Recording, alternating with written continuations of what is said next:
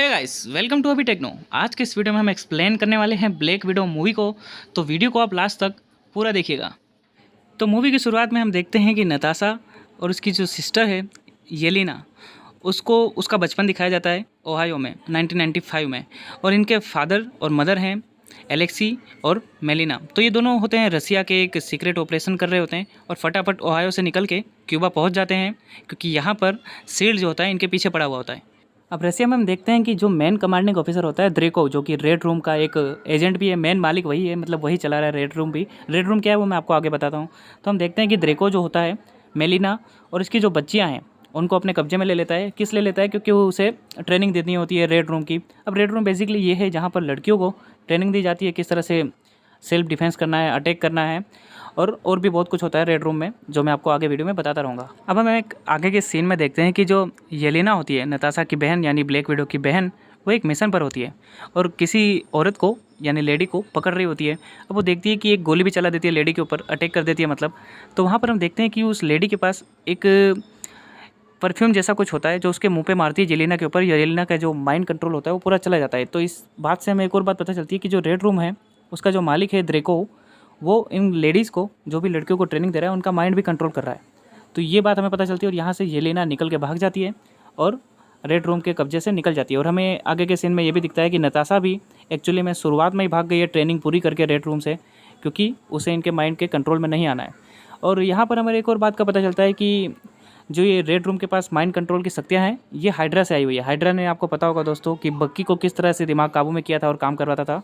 वही टेक्नोलॉजी ये लोग भी यूज़ करते हैं रेड रूम के लिए। अब येलेना ने जिस औरत के ऊपर अटैक किया था उसके पास, मैंने आपको बताया, एक परफ्यूम जैसा कुछ मटेरियल था और उसके पास बहुत सारे होते हैं। और अटैक भी इसीलिए किया था इन लोगों ने, रेड रूम वालों ने, कि वो परफ्यूम इन लोगों के पास आ जाए। उस परफ्यूम से ये होता था कि जो माइंड कंट्रोल होता था रेड रूम का, वो हट जाता था। तो हम देखते हैं कि येलेना जो होती है वो परफ्यूम सारा का सारा किसके पास भेजती है? नताशा के पास। अब नताशा देखती है कि उसके पास ये सारा का सारा परफ्यूम आया हुआ है। अब लेकिन वो भागती है, जब भी नताशा भाग रही होती है अपने घर के वहाँ से, तो उस टाइम हम देखते हैं टास्क मास्टर आ जाता है या आ जाती है।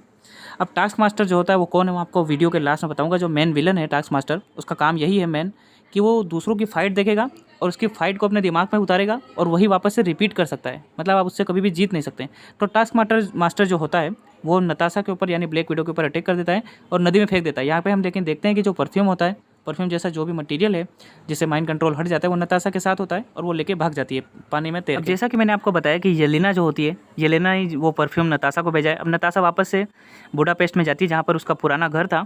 अब यहाँ पर हम देखते हैं येलेना पहले से ही होती है। अब येलेना और नताशा को एक दूसरे के ऊपर डाउट होता है और दोनों लड़ने लगती हैं। लेकिन एक टाइम पर वो दोनों रियलाइज़ करती है कि वो दोनों बहनें हैं और एक दूसरे पर उन्हें ट्रस्ट करना चाहिए। तो यहाँ पर हम बात करते हैं, दोनों को बात करते हुए सुनते हैं, क्या क्या बातें कर रहे हैं, रेड रूम की बातें कर रहे होते हैं। तो नताशा कहती है कि मैंने तो रेड रूम ख़त्म कर दिया, मैंने तो जला दिया पूरा का पूरा बॉम्ब से। तो येलेना हंसती है उसके ऊपर और कहती है तुम्हें सच में लगता है? तो नताशा कहती है हाँ, मैंने बॉम्ब ब्लास्ट से उड़ा दिया था द्रेको और सबको, और उसकी बेटी भी उड़ गई थी उसी में।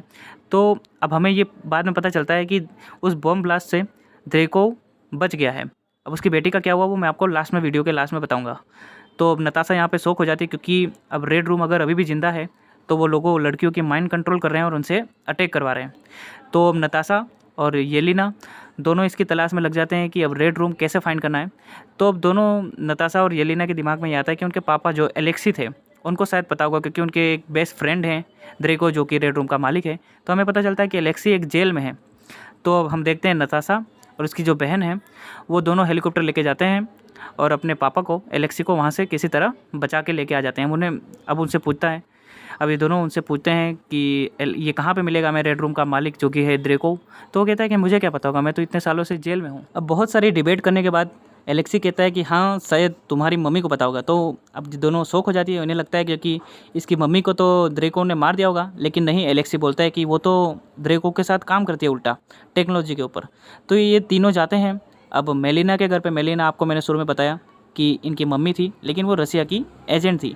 तो वो मेलिना के घर पे जाते हैं। वहाँ पर हमें देखने को मिलता है ये टेक्नोलॉजी के बारे में कि किस तरह से द्रेको उन लड़कियों का माइंड कंट्रोल कर रहा है, ऑक्सीजन भी कंट्रोल कर सकता है और बहुत कुछ सारी एक्टिविटी कंट्रोल कर सकता है लड़कियों की। अब हम आगे के सीन्स में देखते हैं कि रेड रूम वाले जो एजेंट्स हैं, सारे सोल्जर्स हैं, वो मेलिना के घर पर आ जाते हैं। अब ये बात मेलिना ने खुद ही बताया होता है रेड रूम के सोल्जर्स को किसी टेक्नोलॉजी के मीडियम से। और ये भी एक प्लान का हिस्सा होता है जो उसने नताशा के साथ बनाया होता है। प्लान में ये होता है कि नताशा मेलिना का चेहरा पहन लेगी अपने मुंह पे, और जो मेलिना है वो नताशा का चेहरा पहन लेगी। और यहाँ पर हम देखते हैं कि ड्रेको के सामने वो किसी तरह से आ जाती है नताशा, और मेलिना और उसके जो एलेक्सी पापा हैं वो एक जेल पे कमरे में बंद होते हैं, लेकिन जेल का कमरा मेलिना खोल देती है क्योंकि उसी ने उस जेल को बनाया होता है। और यहाँ पर हम देखते हैं कि जो नताशा की बहन थी येलेना, उसको एक जगह ले जाया जाता है और उसके दिमाग के ऊपर दिमाग फाड़ने वाले होते हैं शायद, मेरे हिसाब से मुंह का चेहरा हटाने वाले होते हैं। लेकिन उसी टाइम येलेना किसी तरह बच जाती है क्योंकि येलेना की मम्मी ने उस जगह पर एक चाकू रख दिया था जिससे वो काट वाट के सब निकल लेती है और डॉक्टर से बच जाती है। अब यहाँ पर हम आते हैं नताशा और ड्रेको के साथ में। अब ड्रेको समझ जाता है आंखों में देख के कि ये नताशा ही है। अब नताशा जैसे ही नताशा के मुंह से वो चेहरा हटाता है मेलिना का और उससे बातें करने लगता है। अब हम देखते हैं कि ड्रेको और नताशा के साथ में वहाँ पर टास्क मास्टर भी होती है, मैं ऐसा बोल रहा हूँ क्योंकि ये टास्क मास्टर जो है वो मैं आपको अब बताने वाला हूँ कौन है। तो आपको याद होगा दोस्तों, नताशा ने रेड रूम उड़ा दिया था, बॉम्ब ब्लास्ट है, लेकिन उस टाइम पर वहाँ पर ड्रेको की बेटी भी थी जो हमें पहले लगा कि मर गई होगी, लेकिन वो मरती नहीं है, एक्चुअली में वही टास्क मास्टर है। उसका ऑपरेशन किया जाता है, मुंह की सर्जरी की जाती है और उसके दिमाग के पीछे एक चिप लगाई जाती है जो ड्रेको लगवाता है और उसका माइंड कंट्रोल करता है।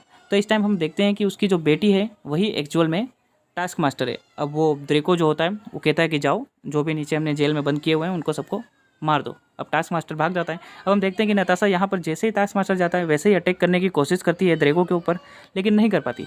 अब उसे लगता है कि इसने मेरा भी माइंड कंट्रोल कर लिया, तो वो उससे पूछती है कि तुमने मेरा माइंड कंट्रोल कर लिया है क्या? तो कहती है नहीं। वो कहता है नहीं, ड्रेको कहता है कि नहीं, मैंने तुम्हारा माइंड कंट्रोल नहीं किया, लेकिन मेरे पास एक परफ्यूम है जिसको सूंघने की वजह से तुम मेरे ऊपर अटैक नहीं कर सकती। अब आप दोस्तों आप सोच रहे होंगे कि क्यों ना वो सांस रोक ले, लेकिन ऐसा नहीं होता। साइंस यहाँ पे बताई जाती है मूवी के अंदर ही कि आप सांस खाली रोक लोगे तो ऐसा नहीं है कि स्मेल बंद हो जाएगी, आपको अपने नाक की हड्डी तोड़नी होती है। तो हम देखते हैं कि नताशा एग्जैक्टली वही करती है, अपने नाक की हड्डी जो है, नाक जो है अपना ज़मीन पे पछाड़ती है और उसकी नाक की हड्डी टूट जाती है, इसलिए स्मेल भी बंद हो जाती है और वो ड्रेको के ऊपर अटैक कर देती है। अब लेकिन हम यहाँ पर देखते हैं कि ड्रेको के यहाँ पर रेड रूम में बहुत सारी लड़कियाँ भी हैं, जिसको मैंने आपको पहले बताया उसको ट्रेनिंग दे रहा है। तब उनको बुला लेता है अटैक करने के लिए नताशा के ऊपर और ख़ुद वहाँ से भाग जाता है। और यहाँ पर हम देखते हैं कि नीचे टास्क मास्टर और ये जिनको फैमिली है मेलिना, एलेक्सी और जो तीसरी भी है येलेना, उनके बीच में फाइटिंग हो रही है। और यहाँ पर हम देखते हैं कि किसी तरह बहुत मेहनत के बाद टास्क मास्टर को उसी जेल में बंद कर दिया जाता है जिसमें ये लोग बंद होते हैं और वो खोल नहीं पाता अपने मुक्के से। तो हम देखते हैं अब यहाँ पर ऐसे ही फाइटिंग चल रही है। तो हम देखते हैं कि यहाँ पर बहुत सारी लड़कियाँ जो होती है वो नताशा के ऊपर अटैक करने आ गई है, जिनका माइंड कंट्रोल किया गया है। तो माइंड कंट्रोल किया गया है, लेकिन मैंने आपको शुरू में बताया येलेना के पास वो परफ्यूम भी है जिसको आप सूंघा दो अगर सामने तो आपका माइंड कंट्रोल हट जाएगा। तो यहाँ पर येलेना बहुत मस्त प्लान बनाती है और बॉम्ब होता है एक छोटा सा, जिससे मतलब चोट नहीं पहुँचे ऐसा बॉम्ब, और उसको फोड़ देती है बीच रूम में। तो वो जितनी भी लड़कियाँ होती हैं उनके सबके सामने वो फ्रेगरेंस आ जाती है और सबका माइंड कंट्रोल हट जाता है। और अब किसी तरह से वो बिल्डिंग फटने वाली होती है। हवा में जो होता है रेड रूम, वो एक हवा में होता है एक्चुअली में, वो आपको बताना ही भूल गया मैं। और वो हवा में होता है और वहाँ वो फट जाती है पूरी बिल्डिंग और नीचे ज़मीन पे गिरने लगती है। अब किसी तरह सब कोई भाग जाता है। अब ड्रेको यहाँ पर जल जाता है और मर जाता है। और टास्क मास्टर में जो लड़की होती है वो अभी भी अटैक कर रही है, लेकिन हम देखते हैं कि लास्ट में सब नीचे गिर जाते हैं। और उसी टाइम नताशा जो होती है वो जो फ्रेग्रेंस होती है उस टास्क मास्टर के ऊपर, मुँह के ऊपर फेंक देती है। माफ़ करना मेरी प्रोनाउंसिएशन थोड़ी गलत हो रही है, जल्दी जल्दी बोल रहा हूँ इसलिए। लेकिन अब यहीं पे मूवी एंड हो जाती है क्योंकि इस मूवी में कुछ ज़्यादा खास है नहीं। आपको लगा होगा कि हाँ बहुत सालों बाद आ रही है, 2019 में शायद अनाउंसमेंट हुई थी लेकिन अभी आई है।